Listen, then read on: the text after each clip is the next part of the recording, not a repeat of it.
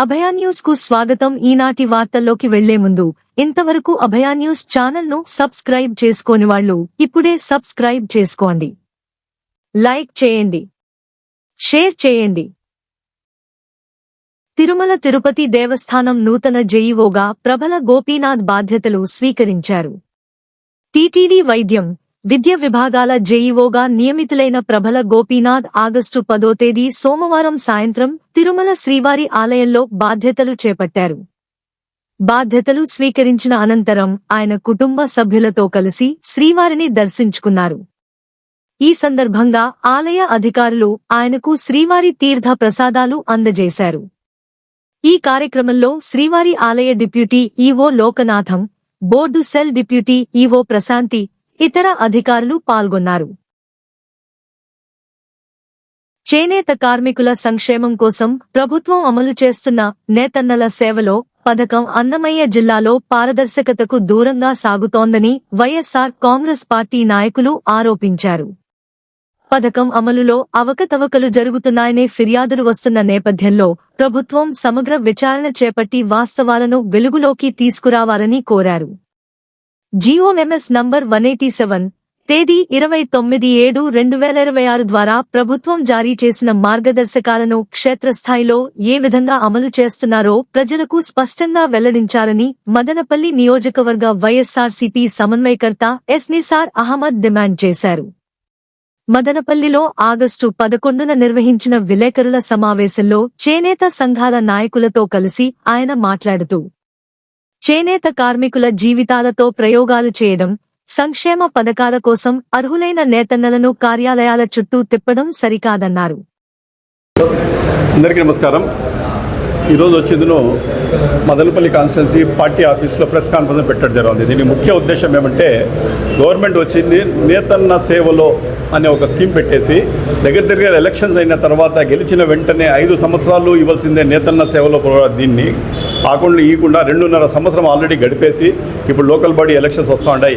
ఇప్పుడు నేతన్నలను మనము మజ్జిగ చేసుకుంటేనే మనకు మంచి జరుగుతుంది.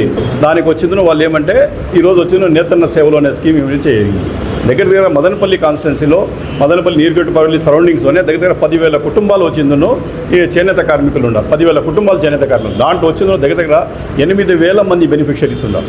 ఈ 8,000 బెనిఫిషరీస్లో దగ్గర వచ్చిందో 2,061 మందికి మట్టుకే ఈసారి రిలీజ్ చేయడం జరిగింది. యాక్చువల్గా వచ్చిందో 8,000 మందికి ఇవ్వాల్సింది 2,000 మందికి ఇచ్చినారు. పోనీ ఆ 2,000 మందికి ఎలా ఇచ్చారు? మీరు ఎలా ఇచ్చారంటే, ఈ అర్హులైన వాళ్ళకి ఎవరికి 50% కంటే పైన వచ్చిందో అనర్హులకు ఇది ఇచ్చినారు. ఈ అర్హులైన వాళ్ళకి ఎట్లా రేట్లు పెట్టినారంటే, అర్హులైన వాళ్ళకు 5,000, అనర్హులు ఉండే వాళ్ళకు వచ్చేదను నీకు సగం నాకు సగం అనే ఉద్దేశంతో ఈ రేట్లు పెట్టి ఇది చేసినారు. యాక్చువల్గా అయితే బెనిఫిషరీ లిస్ట్ సెలెక్ట్ చేసేటప్పుడు ఖచ్చితంగా జౌలీ శాఖ అధికారులు, అదేవిధంగా సచివాలయ సిబ్బంది, ఇంకా రెవెన్యూ వాళ్ళు కూడా వాళ్ళ అసిస్టెన్స్ తీసేసుకొని నిజమైన బెనిఫిషరీస్ ఏముండారు, ఇంతకుముందు బెనిఫిషరీస్ కూడా లాస్ట్ గవర్నమెంట్లో ఎవరు తీసుకున్నారు అవి అంతా చెక్ చేసుకొని ఆ ప్రణాళికలన్నీ చెక్ చేసుకొని ఈరోజు మనం ఇచ్చేది ఉంటుంది. కానీ ఇది ఈ రకంగా జరగలేదు. 50% పైన వచ్చేందును అనర్హులకు ఇచ్చినారు. దానికోసం ప్రజల్లో చాలా వరకు వ్యతిరేకత వచ్చేసిందో స్వచ్ఛందంగా వాళ్ళు వచ్చిందో నిన్న రోడ్డు రాస్తారోకోలు చేసి, అదేవిధంగా కలెక్టర్ ఆఫీస్ దగ్గర పోయి కలెక్టర్ ఆఫీస్ దగ్గర కూడా ధర్నా చేసి ఆ రకంగా చేసింటే వీళ్ళు వచ్చిందో దానికి వచ్చిందో ఇప్పుడు ఏం చెప్పినారు, రాత్రి మళ్ళీ మాట్లాడి వాళ్ళకి ఏం చెప్తారంటే, ఈ ఫస్ట్ లిస్టు సెకండ్ లిస్టులో మీకు ఇస్తాము అని చెప్పి వాళ్లకు నచ్చజెప్పే ప్రయత్నాలు చేసినారు. కార్యక్రమంలో ఆయనతో పాటు వైఎస్ఆర్సీపీ చేనేత విభాగం జిల్లా అధ్యక్షుడు శీలం రమేష్, జిల్లా చేనేత విభాగం కార్యదర్శి బొమ్మిశెట్టి మధు, జిల్లా చేనేత సంఘం ప్రధాన కార్యదర్శి రామాంజులు, పురం సహదేవ, మాజీ కౌన్సిలర్ శ్రీనివాసులు, విఎస్ రెడ్డి, ప్రచార విభాగం కార్యదర్శి సిపి రాఘవరెడ్డి, కొత్తపల్లి మహేష్, ఈశ్వర్ నాయక్, బయ్యా రెడ్డి, శ్రీకాంత్ రెడ్డి, చెన్నకృష్ణ, చరణ్, నరసింహులు, ఈశ్వరరెడ్డి, గంగులరెడ్డి, శ్రీనివాసులరెడ్డి, మనోహర్, ఆనంద్, సాయి ప్రతాప్, సుధాకర్, సాంబశివ, ఆసిఫ్ తదితరులు పాల్గొన్నారు. జిల్లాలో మాదకద్రవ్యాల నియంత్రణకు సమన్వయంతో పనిచేరేసి కఠినంగా చర్యలు తీసుకోవాలని ఇన్ఛార్జి జిల్లా కలెక్టర్ శివ్ నారాయణ శర్మ సంబంధిత అధికారులను ఆదేశించారు. ఆగస్టు 11వ తేదీ మంగళవారం కలెక్టరేట్లోని వీడియో కాన్ఫరెన్స్ హాల్లో జిల్లా ఎస్పీ ధీరజ్ కునుబిల్లితో కలిసి జిల్లా స్థాయి మాదకద్రవ్యాల కమిటీతో సమీక్ష సమావేశాన్ని నిర్వహించారు. ఈ సందర్భంగా ఇన్ఛార్జి కలెక్టర్ మాట్లాడుతూ జిల్లాలో గంజాయి, ఇతర మాదక ద్రవ్యాల అక్రమ రవాణా, విక్రయాలు, వినియోగాన్ని అరికెట్టేందుకు అన్ని శాఖలు సమన్వయంతో పనిచేయాలన్నారు.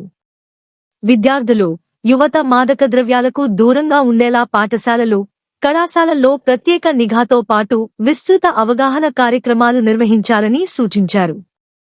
జిల్లా ఎస్పీ ధీరజ్ కునుబిల్లి మాట్లాడుతూ జిల్లాలో మాదక ద్రవ్యాల నియంత్రణకు పటిష్ట చర్యలు తీసుకుంటున్నామన్నారు.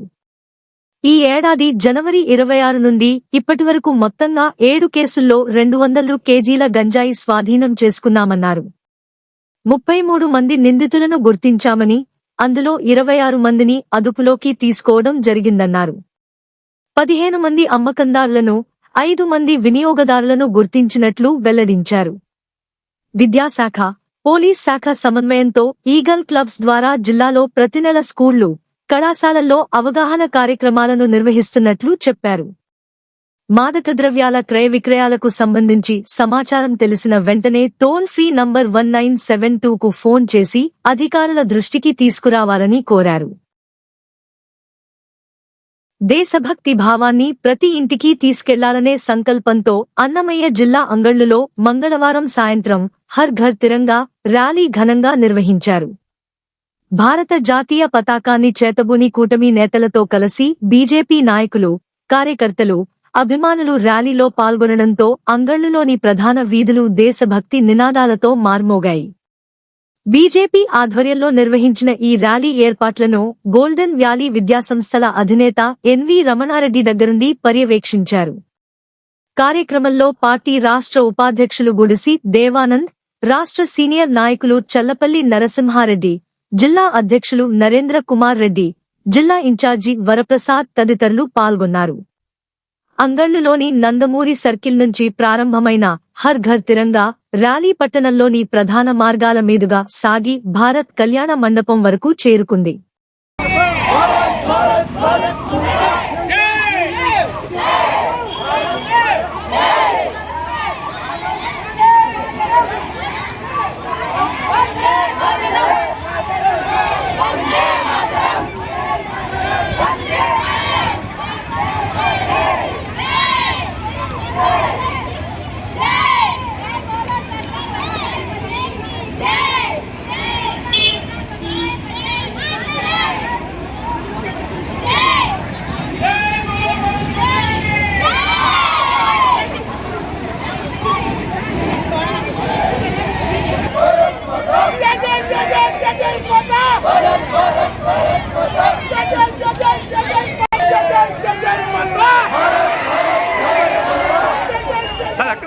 అక్కడి నుంచి తిరిగి నందమూరి సర్కిల్కు చేరుకున్న అనంతరం మానవహారం నిర్వహించారు.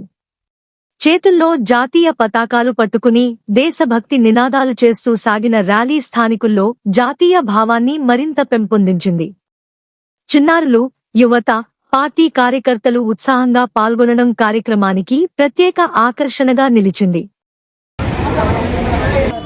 ఈరోజు దాదాపు 80 సంవత్సరాల యొక్క స్వతంత్ర దినోత్సవం సందర్భంగా మన యొక్క స్వతంత్ర కోసం లక్షలాది మంది ప్రాణాలు అర్పించి ఆ యొక్క సందర్భంలో వాళ్ళు పడిన కష్టం కానీ వాళ్ళు చేసిన త్యాగాలు కానీ ఏవైతే ఈ దేశం కోసం ప్రాణాలు అర్పించారో లక్షలాది మంది మనకి ఆ రోజు పోరాటం చేసి ఈ రోజు ఈ స్వతంత్రానికి అనుభవించే అవకాశం కల్పించారు.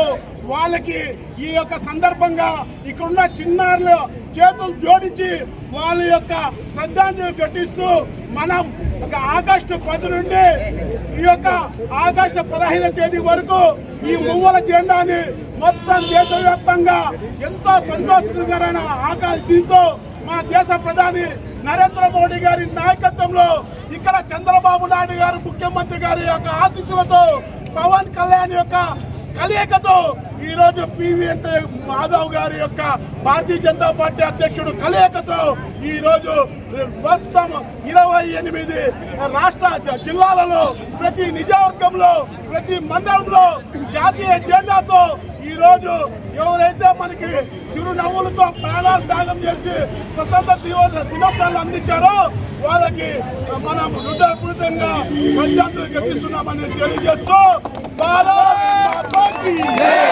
భారత్ మాతాకి జై. అన్నమయ్య జిల్లా కురబలకోట మండలంలో ఆగస్టు 11వ తేదీ మంగళవారం కలికిరి కృషి విజ్ఞాన కేంద్రం శాస్త్రవేత్తలు, అగ్రి పాలిటెక్నిక్ శాస్త్రవేత్తలు ఎగువచన్నామర్రి, ఎర్రబల్లి, మట్లివారిపల్లి తదితర గ్రామాల్లో పర్యటించారు. ఎల్నినో ప్రభావం వల్ల ఏర్పడ్డ వర్షాభావంతో దెబ్బతిన్న పంటలను శాస్త్రవేత్తలు పరిశీలించారు. ప్రకృతి విపత్తులను అధిగమించాలంటే రైతులు కూడా అందుకు తగిన విధంగా సమాయత్తం కావాలని, పొలాల దగ్గర వర్షపు నీరు నిలువ చేయటానికి ఏర్పాటు చేసుకోవాలని సూచించారు. అలాగే ప్రతి రైతు పంట బీమా తప్పనిసరిగా చేయించుకోవాలన్నారు.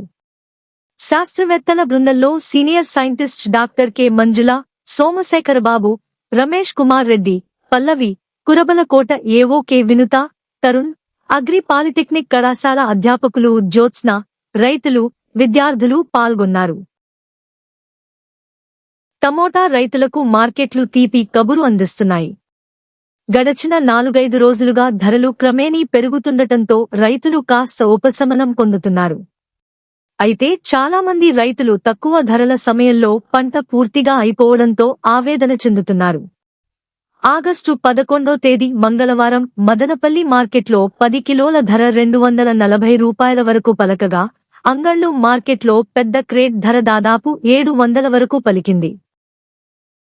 అన్నమయ్య జిల్లా అంగళ్ళు సమీపంలోని గౌనివారిపల్లి మెట్టవద్ద వెలసిన శ్రీ సర్వమంగళ ఆంజనేయస్వామి ఆశ్రమంలో మంగళవారం ప్రత్యేక పూజలు, భజనలు జరిగాయి. ఆలయ నిర్వాహకులు కోసూరి విశ్వనాథ్ ఆధ్వర్యంలో భక్తులకు తీర్థ ప్రసాదాల పంపిణీ చేశారు. ఈ ఆలయం వద్ద నిత్యాన్నదానం సైతం నిర్వహిస్తుండటం విశేషం.